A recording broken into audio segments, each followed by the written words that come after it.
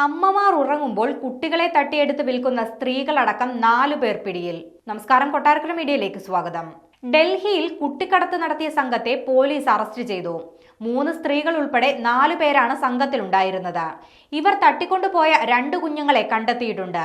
New Delhi railway സ്റ്റേഷനിൽ നിന്ന് 2.5 വയസ്സുള്ള കുട്ടിയെ തട്ടിക്കൊണ്ടുപോയെന്ന പരാതിയെ തുടർന്ന് നടത്തിയ അന്വേഷണത്തിലാണ് പ്രതികളെ അറസ്റ്റ് ചെയ്തത്. ഇവർ കടത്തിക്കൊണ്ടുപോയ 3 കുട്ടികളിൽ 2 കുട്ടികളെയാണ് തിരിച്ചു കിട്ടിയത്.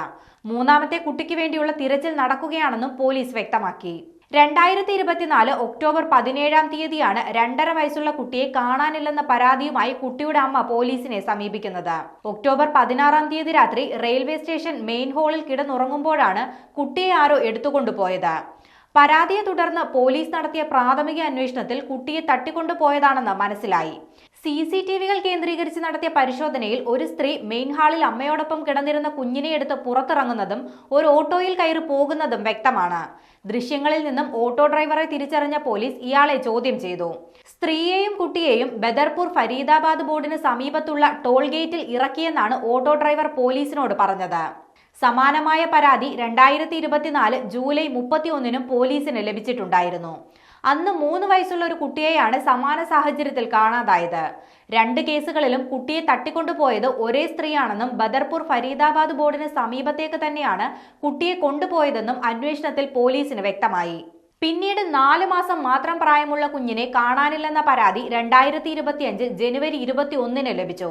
ജനുവരി 20-ന് രാത്രിയാണ് ന്യൂഡൽഹി റെയിൽവേ സ്റ്റേഷന്റെ ഫുഡ് കോർട്ട് വെയിറ്റിംഗ് ഹാളിൽ വെച്ച് കുട്ടിയെ കാണാതായത്. ഇതും സമാനമായ സാഹചര്യത്തിലായിരുന്നു.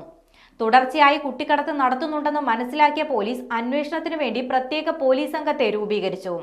റെയിൽവേ സ്റ്റേഷന് സമീപത്തെ 700 CCTVകൾ ബന്ധപ്പെടുത്തിക്കൊണ്ട് പരിശോധന നടത്തി. ഈ അന്വേഷണം എത്തിച്ചേർന്നത് ഫരീദാബാദ് ആസ്ഥാനമാക്കി പ്രവർത്തിക്കുന്ന ദമ്പതികളിലാണ്. തുടരന്വേഷണത്തിൽ 4-അംഗ സംഘം അറസ്റ്റിലായി. 2023 മുതൽ ഇവർ കുട്ടികളെ തട്ടിക്കൊണ്ടുപോകുന്നതായി പോലീസ് പറയുന്നുണ്ട്. ഇങ്ങനെ തട്ടിയെടുക്കുന്ന കുഞ്ഞുങ്ങളെ വ്യാജ ദത്തെടുക്കൽ രേഖകൾ ഉണ്ടാക്കി കുഞ്ഞുങ്ങളില്ലാത്ത ദമ്പതികൾക്ക് വിൽക്കാനാണ് ശ്രമിച്ചിരുന്നത്. കുട്ടികളെ തട്ടിക്കൊണ്ടുപോയ സ്ത്രീകളുടെ കൂടെ ഉണ്ടായിരുന്ന 3 പേരാണ് വ്യാജരേഖകൾ ഉണ്ടാക്കാൻ സഹായിച്ചിരുന്നത്.